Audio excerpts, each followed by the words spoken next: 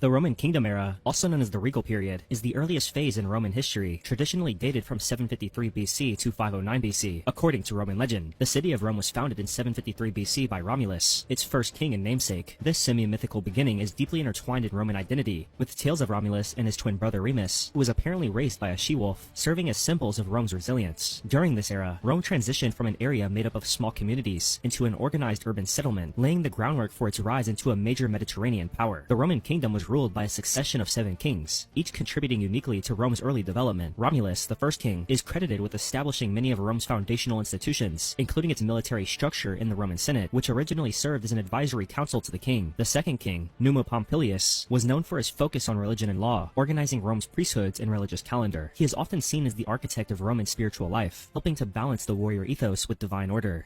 Under the third king, Tullus Hostilius, Rome adopted a more aggressive military position. He led the conquest of Alba Longa, an older Latin city, and integrated its population into Roman society, helping expand Rome's influence in Latium. The fourth king, Ancus Marcius, continued this expansion, and is credited with building the first bridge across the Tiber River and founding the port of Ostia, which became vital for Rome's trade and naval power. The fifth king, Lucius Tarquinius Priscus, of Etruscan origin, introduced several Etruscan cultural influences into Roman society. He expanded the Senate and began significant public works, such as the Cloaca Maxima, which was a large sewer system. The sixth king, Servius Tullius, is remembered for creating Rome's first census, which classified citizens based on wealth and military capacity. This led to the establishment of the Centuriate Assembly, an early form of representative government based on class divisions. The final king, Lucius Tarquinius Superbus, ruled as a tyrant and was widely despised for his cruelty and disregard for Roman traditions. His reign came to a dramatic end after the scandal involving his son, Sextus Tarquinius, and the noble woman Lucretia, in which he was accused of forcing himself onto her, and she ended her life as a result. This triggered widespread outrage and led to an uprising led by Lucius Junius Brutus.